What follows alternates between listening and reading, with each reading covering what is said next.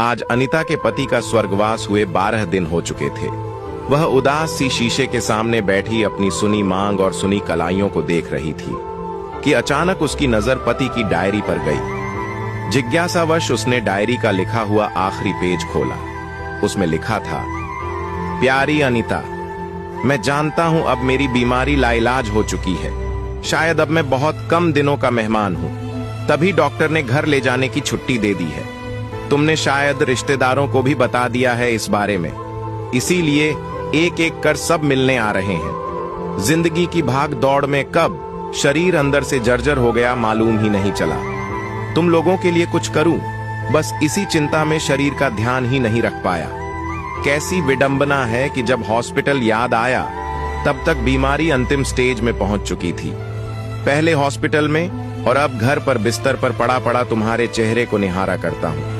तुम्हारी सूजी हुई आंखें कहती हैं तुम रोज अकेले में रोती रहती हो, मगर मेरे सामने मुस्कुरा कर आती हो। सब कुछ जानती हो, फिर भी आजकल मांग पहले से भी लंबी भरने लगी हो, ताकि मुझे कुछ ना हो, मेरी उम्र बढ़ जाए।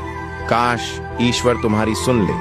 आजकल बस तुम्हारी मांग ही दिखती है, बाकी तुमने सजना संवरना छोड़ दिया है। जानता हूं मेरे गुजर जाने के बाद तुमसे ये हक भी छीन लिया जाएगा। जब से बीमार पड़ा हूं तुम्हारे साथ, बच्चे भी मुरझाए हुए से नजर आते हैं। तुम लोगों को इस हालत में देखता हूं तो दिल बहुत दुखता है। मैंने तुम लोगों की मुस्कान कभी गायब नहीं होने दी। कैसी विडंबना है कि आज तुम लोगों की मुस्कान गायब होने की वजह भी मैं ही हूं। अब मैं चाह कर भी तुम लोगों के लिए कुछ भी नहीं कर सकता। जानता हूं तुम्हें मेरे बिना जीने की आदत नहीं है, मगर अब दिल पत्थर का कर लेना, क्योंकि आगे का सफर अब तुझे मेरे बिना ही काटना होगा। मैं रोज ऊपर से तुम्हें देखा करूंगा कि मेरी अनु कहीं हिम्मत तो नहीं हार गई। अब तक तो तुम सिर्फ एक नाजुक सी मां थी, मगर अब तुम्हें एक मजबूत पिता भी बनना होगा। अपने आंसू भी तुझे अब खुद ही पोंछने होंगे, क्योंकि अब मैं नहीं रहूंगा। लंबा है सफर, कहीं थक जाओ तो फिर से उठकर चल देना, क्योंकि तेरा हाथ पकड़कर साथ चलने के लिए अब मैं नहीं रहूंगा।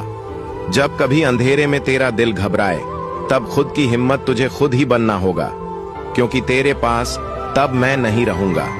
जब कभी मुझे याद करके तेरे आंसू छलक जाएं, तब अपनी साड़ी के पल्लू से खुद ही पोंछ लेना, क्योंकि तुझे रोती हुई को सीने से लगाने के लिए मैं नहीं रहूंगा। मैं जानता हूं मेरे जीते जी जो मेरी बुरी आदतें थीं, वो अब अच्छी बनकर तुझे याद आएगी।